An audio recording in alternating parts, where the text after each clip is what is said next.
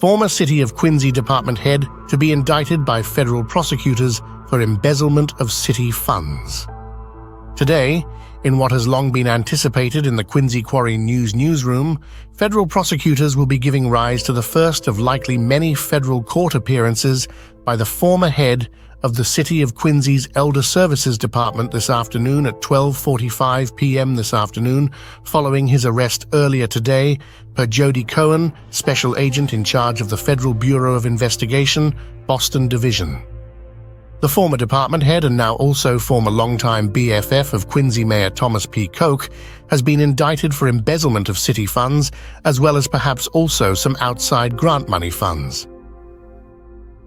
In what may be U.S. Attorney for Massachusetts Joshua S. Levy's last case, filed over alleged public corruption, given the impending official date of his already submitted resignation, the announcement this morning laid out that at least $55,000 was allegedly embezzled, as well as posed the likelihood that even more funds were likely stolen.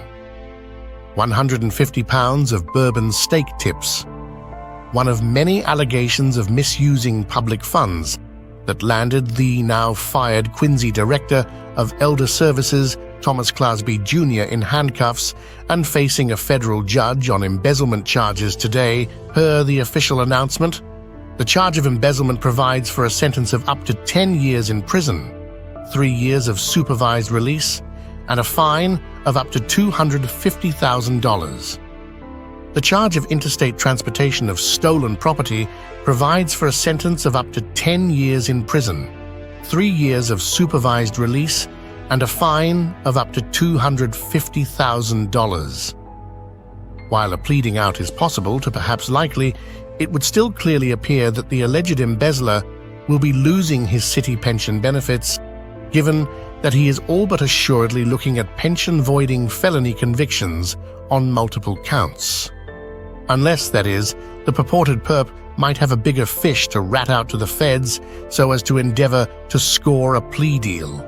Also noted via today's announcement by the feds was appreciation of the assistance provided by the Quincy Police Department early on in the investigation.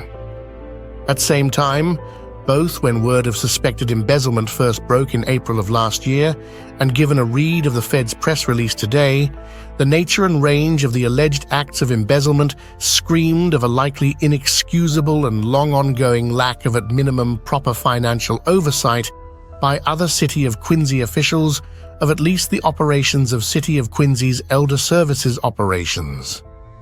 No word, however, has been heard by any of Quincy Quarry's myriad of sources of anyone facing internal sanctioning for apparently failing to do even merely but basic sorts of duly monitoring the books. Further disconcerting is how one of Quincy Mayor Thomas P. Koch's sisters was the longtime second in charge at Elder Services before she retired. Additionally troubling is that the mayor's sister is said to live in a nice and affordable senior housing complex tied to the City of Quincy, even though it would appear that she should not have been able to score tenancy given her former job and relationship to the mayor.